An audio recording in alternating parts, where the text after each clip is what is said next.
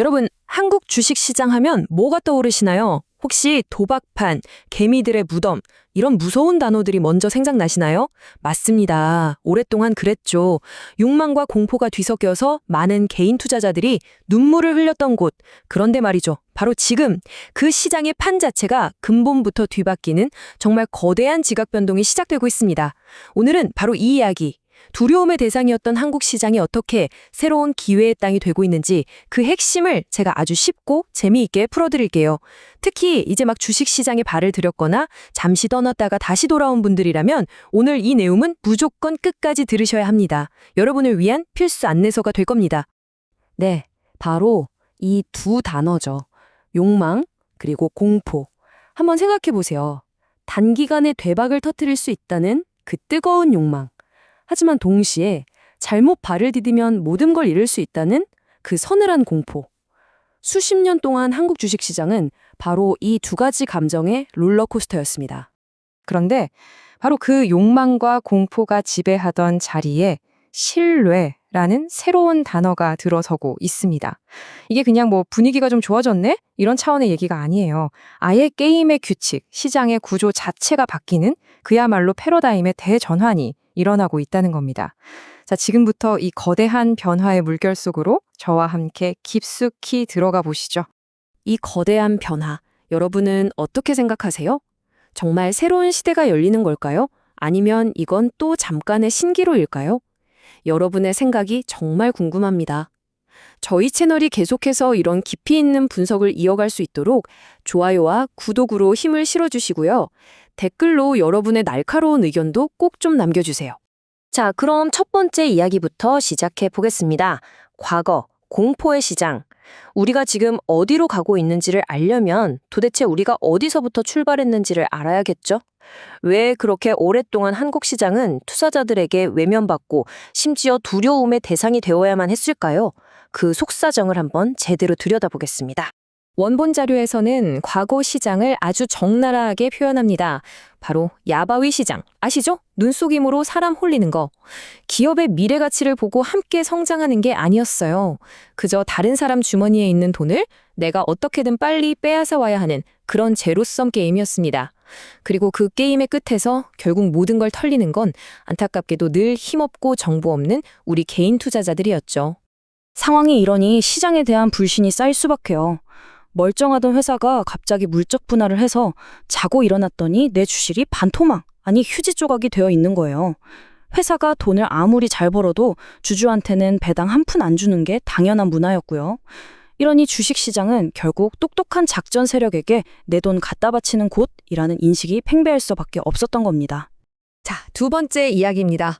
전환, 신뢰에서 오는 기회. 그럼 이 암울했던 공포의 시작이 어떻게 신뢰의 시장으로 바뀌고 있다는 걸까요?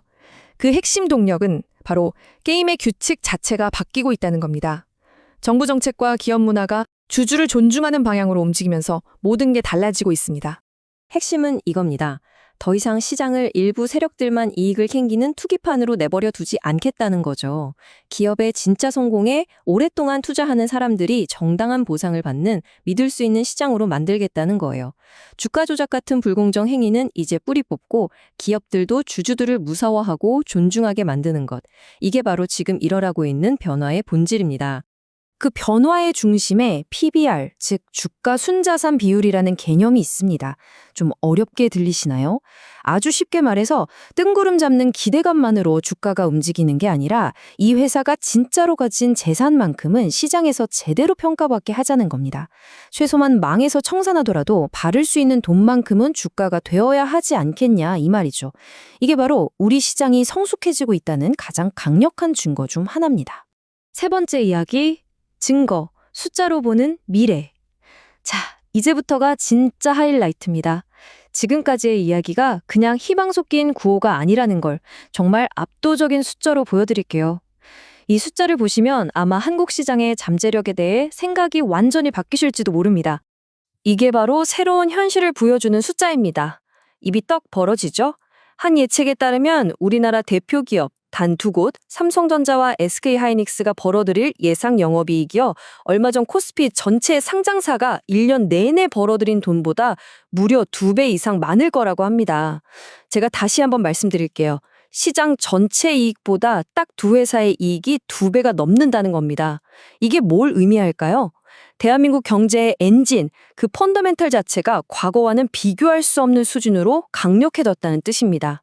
이건 그냥 몇몇 기업이 장사를 잘했다, 이런 이야기가 아니에요.